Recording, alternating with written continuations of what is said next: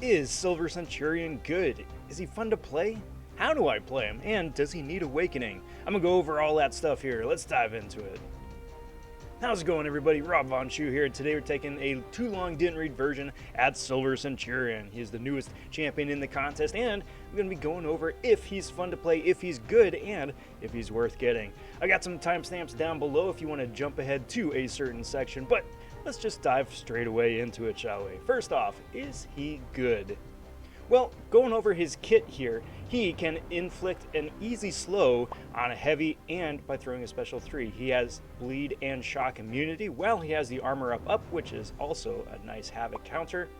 And he's got a heal block, which can be turned into a passive heal block, which is also super useful. His awaken ability does turn his debuffs into passive debuffs, so you can wind up bypassing some of those picky nodes and immunities.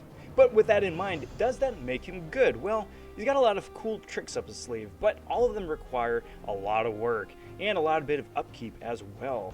You wind up trading utility at the cost of fun. The heal block passive is probably the best part of his kit. The slow on the heavy is nice, but the timer is too short really to be useful in most situations. So you're going to need to wind up relying on the special 3, which at times can either be impossible or very, very difficult to get to depending on the circumstances. So overall, probably I'd give that a 7 out of 10.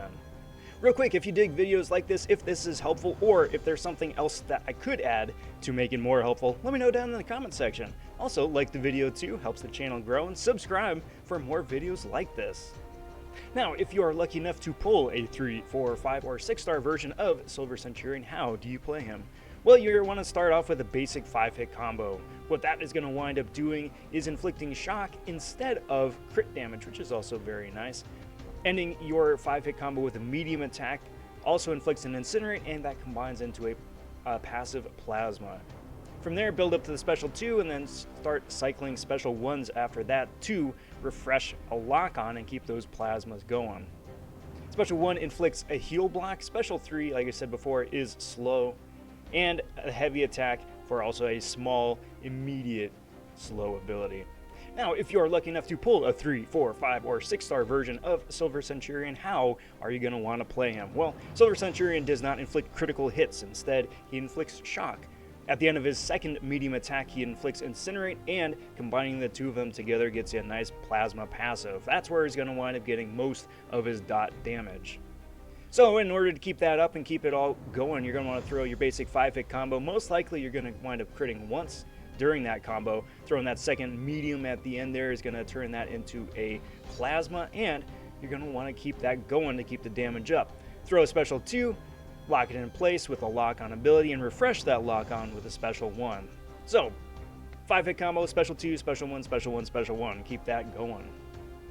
Like I said before, the heavy attack is a very small slow, and the special 3 is a much longer slow. Overall, though, you're going to be doing an awful lot of dancing around, and an unfortunate amount of his utility comes from the AI playing ball. So with all that in mind, I got to give him a 6 out of 10.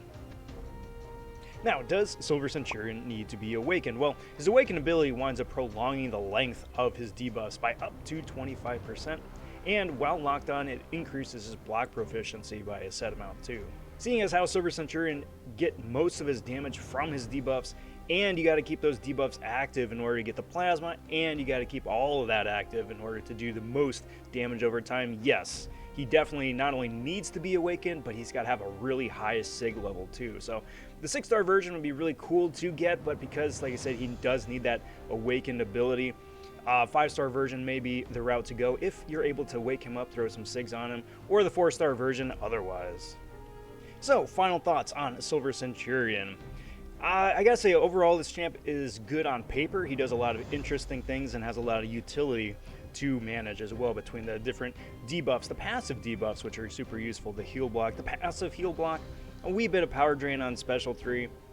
But overall, I'm not overly convinced on this guy. I think he would be okay if you wind up pulling one eventually later on. I don't think that he's worth an immediate rank up like the split second you get him, and certainly even though he is the best Iron Man champion so far, there are a lot of other champions that do what he does, but a heck of a lot easier and more fun.